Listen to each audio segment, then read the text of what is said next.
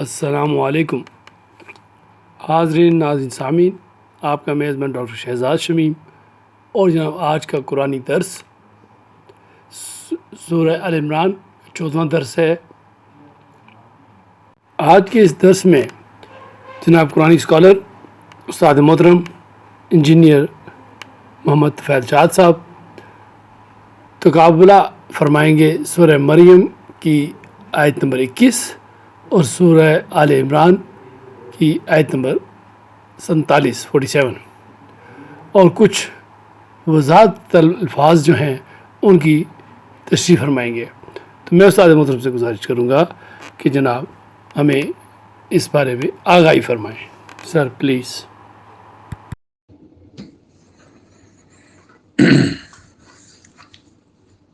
بسم اللہ الرحمن الرحیم۔ آج 13 فروری ہے، سن ہے 2023 اور دن ہے سوموار کا۔ میں ہوں محمد طفیل شاد۔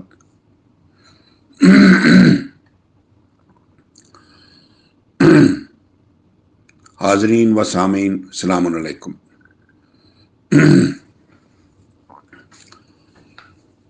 سورہ آل عمران جو قرآن کریم کی تیسری صورت ہے اس کا تسلسل ہے۔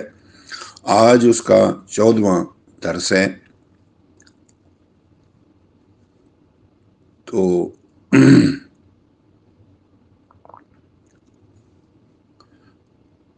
ہم تقابل کر رہے تھے سورہ المریم کا اور سورہ العمران کا، 19/21 اور 3/47 کا۔ اس تقابل میں بقیہ وضاحت طلب الفاظ 3 میں پہلے بیان کر چکا ہوں۔ چوتھا ہے یخلق ما یشاء، 5واں ہے آیۃ للناس، 6واں ہے رحمتم منا اور 7واں ہے کن فیکون۔ سامعین کرام، پچھلے درس میں ہر دو سمت کے متقابل الفاظ پر غور فرمائیں کہ حضرت یحییٰ کی پیدائش کے سلسلے میں حضرت زکریا نے دور رکاوٹیں بیان کی ہیں، ان کا بڑھاپا اور بیوی کا بانجھ پن، اور اسی طرح حضرت مسیح کی پیدائش میں حضرت مریم نے دو رکاوٹیں بیان کی ہیں۔ حضرت یحییٰ کی پیدائش میں بھی 2 رکاوٹیں بیان ہوئی ہیں اور حضرت مریم نے بھی 2 رکاوٹیں بیان کی ہیں، شوہر کی عدم مس اور خود ان کا بدکارہ نہ ہونا۔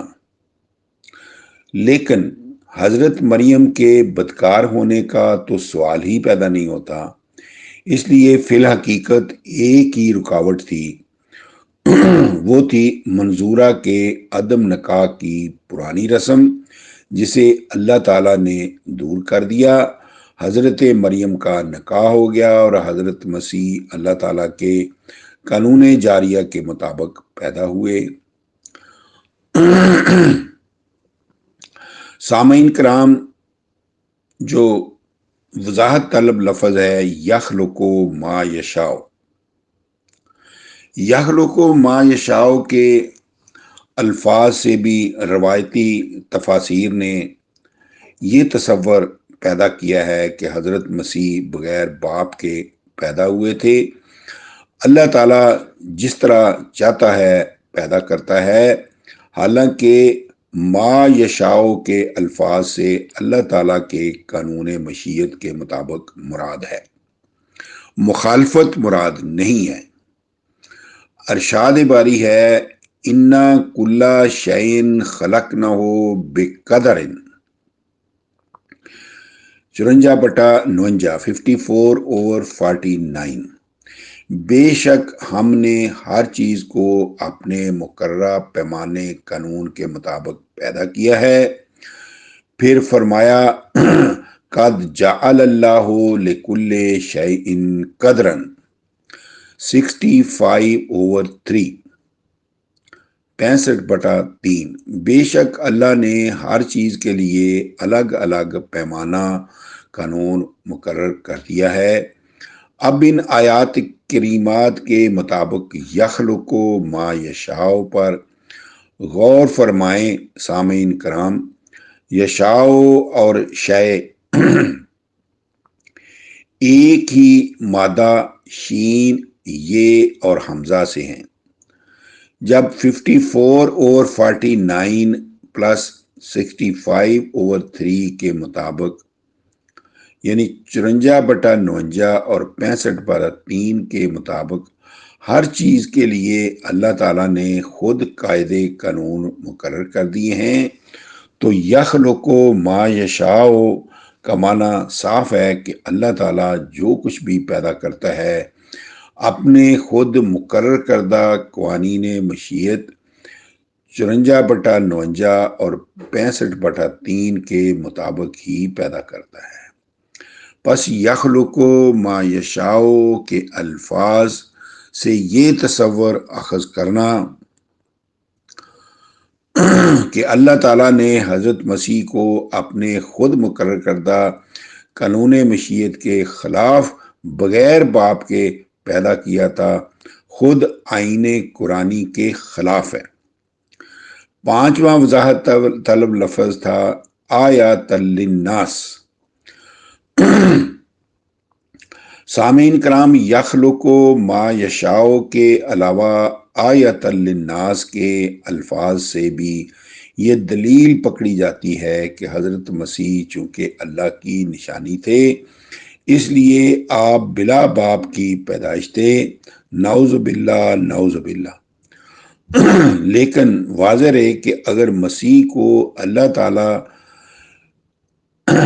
تعالیٰ کی نشانی مان کر بلا باپ پیدائش مانا جائے تو حضرت مریم کو بھی بلا باپ ماننا لازمی آتا ہے، کیونکہ سورہ مومنون میں مسیح کے ساتھ مریم کو بھی اللہ کی نشانی کہا گیا ہے۔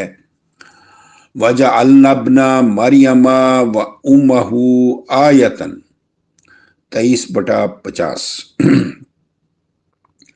ہم نے ابن مریم اور اس کی ماں دونوں کو اپنی نشانی ٹھہرایا۔ لیکن دلائل بالا کے مطابق وَلِنَجْعَلَهُ آیَةً لِلنَّاسِ وَرَحْمَةً مِنَّا 19/21 سے یہ مراد نہیں کہ حضرت مسیح کو بلا باپ پیدا کیا گیا تھا اور حضرت مریم کو بلا شوہر بیٹا دیا گیا تھا، بلکہ یہ ماں بیٹا اس جہت سے اللہ تعالیٰ کی واضح نشانی قرار دیے گئے ہیں کہ مریم منظورہ کے ذریعے اس معاشرہ کی منظورہ لڑکیوں کو بلا نکاح رکھنے کی پرانی رسم کو توڑا گیا اور حضرت مسیح اس رسم کو توڑنے والی منظورہ منکوحہ کے بیٹے تھے۔ آج بھی عیسائیوں کے ہاں مشنری کے لیے مختص کردہ منظورہ قسم کی لڑکیوں کی شادی نہیں کی جاتی، بلکہ انہیں نن بنایا جاتا ہے۔ اللہ تعالیٰ کے ہاں یہ طریقہ دین اللہ سے بغاوت پر مبنی ہے، جسے حضرت مریم کے ذریعے توڑا گیا اور ماں بیٹیوں کو اس عظیم دینی خدمت کے بدلے الگ الگ مخصوص نشانی ٹھہرایا گیا۔ اب سامعین کرام، ایک لفظ آتا ہے رحمت منا۔ اصل رحمت اللہ تعالیٰ کا قانون ہے جس کے ذریعے دکھیا انسانیت کو ان کے کھوئے ہوئے انسانی حقوق ربوبیت میسر آتے ہیں۔ اب چونکہ دکھیا انسانیت کا مونس و غمخوار اللہ تعالیٰ کا نازل کردہ قانون نو انسانی کو صرف نبی رسولوں کے ذریعے ہی دیا جاتا تھا، اس لیے سب نبیوں کو رحمت قرار دیا گیا ہے۔ حضور کے متعلق بتایا گیا ہے وما ارسلنا الا رحمتا للعالمین 21/107، اور اسی طرح مسیح کو رحمتم منا کہا گیا ہے۔ سامعین کرام، اب ایک لفظ قابل وضاحت رہتا ہے کن فیکون۔ کن فیکون کے جملے سے جو ولادت مسیح کے تذکرہ میں وارد ہوا ہے، عام طور پر یہ مفہوم لیا جاتا ہے کہ اللہ تعالیٰ جس کام کو کرنا چاہتا ہے کہتا ہے کن، پھر وہ کام اپنی لازمی مدت اور متعلقہ ذرائع کے بغیر چشم زدن میں ہو جاتا ہے۔ یہ مفہوم قرآن کریم اور عالمی مشاہدات کی روح سے غلط ہے، کیونکہ ابتدائی آفرینش ہی سے ہر چیز سلسلہ ارتقاء کی منازل طے کرتی ہوئی درجہ تکمیل تک پہنچتی ہے۔ مثلا زمین و آسمان 6 دن میں تیار ہوئے، خلق السماوات والارض فی 6 ایام 7/54 7/54، لیکن ایک دن کی مقدار بتائی گئی ہے انا یومن عند ربک کالف سنۃ مما تعدون 22/47۔ بلا شبہ تیرے رب کے ہاں ایک دن کی مقدار 1000 سال کے برابر ہے جو تم شمار کرتے ہو۔ پس ثابت ہوا کہ زمین و آسمان 6000 سال میں تیار ہوئے تھے، تو اس طرح کن فیکون کی مشاہداتی تفسیر یہ ثابت ہوئی کہ کائنات 6000 سال کی ارتقائی منازل طے کر کے موجودہ صورت میں آئی تھی۔ واضح رہے کہ کن فیکون کی فا میں ہر کام کے لیے مدت کا وقفہ محذوف و مقدر ہے، جو اللہ تعالیٰ نے اپنے قانون مشیت کے مطابق ہر کام کے لیے الگ الگ مقرر کر رکھا ہے۔ مادہ خرگوش کی مدت حمل 1 ماہ، بھیڑ بکری کی 6 ماہ، گائے بھینس کی 10 ماہ، عورت کی 9 ماہ صاحب مشیت کی خود مقرر کردہ ہے۔ المختصر، اللہ تعالیٰ کی مستقل سنت ہے وَإِذَا قَضَىٰ أَمْرًا فَإِنَّمَا يَقُولُ لَهُ كُن فَيَكُونُ 2/117 2/117۔ جب وہ کسی کام کا فیصلہ کرتا ہے تو اپنے قانون مشیت کی زبان سے کہتا ہے کن، پھر وہ اپنی مقررہ مدت و ذرائع کے ساتھ ہو جاتا ہے۔ اس چیز کی مزید تشریح آیت ذیل میں کر دی گئی ہے، انما قولنا لشیء اذا اردناہ ان نقول لہ کن فیکون 16/40۔ ہمارا قول کسی چیز کے لیے سوائے اس کے نہیں ہوتا کہ جب ہم اس کا ارادہ کرتے ہیں تو ہم کہتے ہیں ہو جا، پھر وہ ہو جاتی ہے۔ اس آیت مجیدہ میں وضاحت کی گئی ہے کہ اللہ تعالیٰ انسان کی طرح فاعل بالفعل نہیں بلکہ فاعل بالارادہ ہے،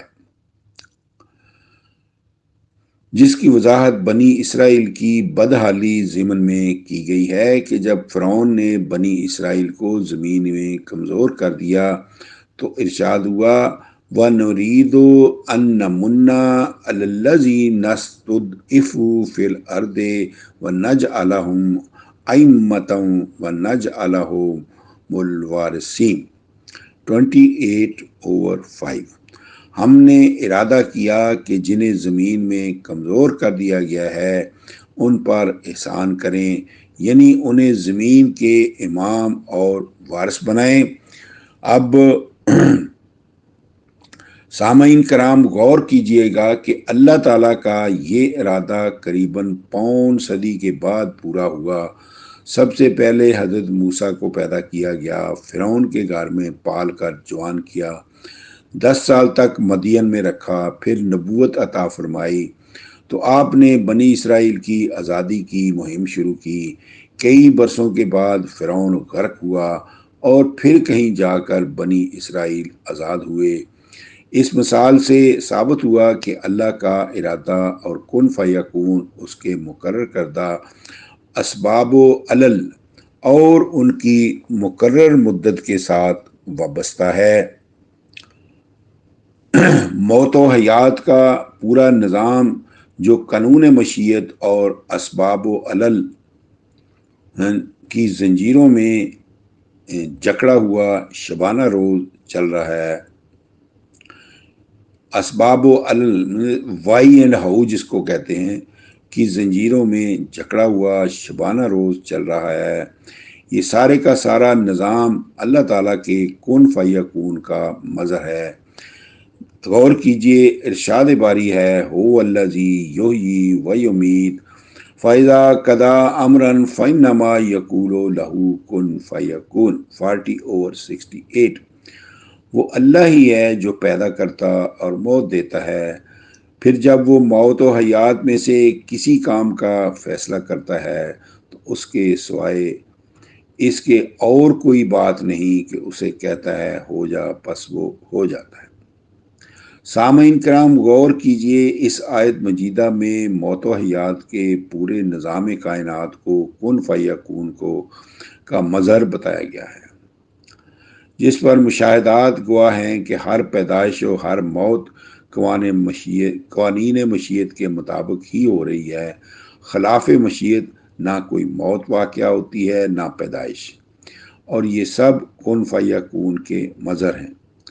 پس ثابت ہوا کہ پیدائش مسیح کے تذکرہ میں جو کن فیکون کا جملہ آیا ہے اس میں آپ کو بلا باپ کی پیدائش نہیں بتایا گیا، بلکہ جس طرح ابتدائے آفرینش سے آج تک جملہ پیدائشیں کن فیکون کا مظہر ہیں اور اللہ تعالیٰ کے قوانین مشیت کے مطابق ہی ہوتی چلی آ رہی ہیں، اسی طرح حضرت مسیح کی پیدائش بھی کن فیکون کی مظہر ہے۔ آپ قانون مشیت کے مطابق میاں بیوی کے اختلاط ہی کے ساتھ رحم مادر میں پہنچے تھے اور قانون مشیت یعنی درد ذیل ہی کے ساتھ پیدا ہوئے تھے، جس کا ذکر 19/23 میں آیا ہے سورہ مریم۔ نگاہ بازگشت۔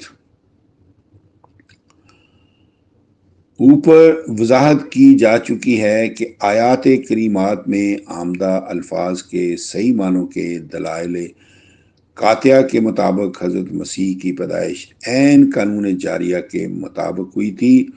آپ کو اور آپ کی والدہ محترمہ کو اللہ تعالیٰ کی نشانی ٹھہرایا گیا ہے۔ نیز جب حضرت مریم پیدا ہوئی تو لیس الذکر کالانثی 3/36 کے الفاظ میں حضرت مریم کو آپ کی والدہ کے ذہنی بیٹے سے بہتر ٹھہرایا گیا تھا کہ آپ کے ذریعہ معاشرہ کی اس غیر اسلامی قدیمی رسم کو توڑنا تھا جو منظورہ لڑکیوں کا نکاح نہ کرنے کی سند قرار دی جا رہی تھی۔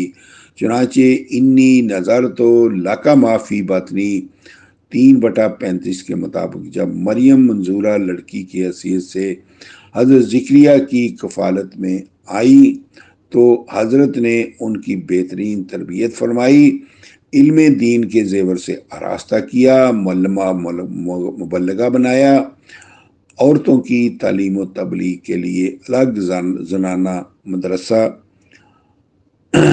جاری کر کے دیا۔ اب آپ بالغ ہو چکی تھی، اس کے لیے ان کا نکاح کرنے کے لیے منگنی کا اہتمام کیا اور اللہ کے حکم کے مطابق بالغ مریم سے نکاح کی رضامندی حاصل کرنے کے لیے ان کے ہونے والے شوہر کے حالات بیان کیے۔ حضرت مریم نے رضامندی دینے کے ساتھ ہی معاشرہ میں منظورہ لڑکیوں کے عدم نکاح کی قدیمی رسم کی نکاح کے راہ میں حائل ہونے کا خطرہ ظاہر کیا، لیکن حضرت زکریا نے فرمایا کہ اللہ تعالیٰ کا ارشاد ہے کہ میرے لیے اس رکاوٹ کو دور کرنا آسان ہے۔ چنانچہ وہ رکاوٹ دور ہو گئی اور حضرت زکریا نے ارشاد الہی کے مطابق ایک بشر سوی 19/17 کے ساتھ ان کا نکاح کر دیا۔ پھر کیا ہوا؟ فحملته فانتبذت به مکانا قصیا 19/22۔ پھر مریم نے قانون جاریہ کے مطابق پاکیزہ بیٹے کا بوجھ اٹھایا، پھر جب وہ بوجھ نمایاں ہو گیا تو اس کے ساتھ کنارے والے مقام میں الگ ہو گئی۔ یہ مکان ایک پرفضا بالا خانہ تھا، کھجور کا درخت بالا خانے کے سین سے ملحق، نیچے پانی کا چشمہ، حتیٰ کہ قانون مشیت کے مطابق حاصل کردہ امانت کو قانون مشیت کے مطابق وضع کرنے کا وقت آ گیا، اور اس طرح مریم کو درد ذی کی تکلیف ہوئی تو بے قرار ہو کر بالا خانہ کے سین میں بڑی ہوئی شاخ کی طرف کھلی فضا میں تشریف لائیں۔ اللہ نے اس بے قراری کے منظر کو جن الفاظ میں بیان کیا ہے اس کو ہم آئندہ درس میں بیان کریں گے۔ آج کے درس میں اتنا ہی۔ وما علینا الا البلاغ، فی امان اللہ۔ اللہ حافظ۔ خواتین و حضرات، اسی کے ساتھ یہ آج کا 14واں درس یہ سورہ آل عمران کا تھا، وہ اپنے اختتام کو پہنچا۔ 15ویں درس کے ساتھ جلدی آپ کی خدمت میں حاضر ہوں گے۔ اجازت دیجیے۔ پاکستان زندہ باد۔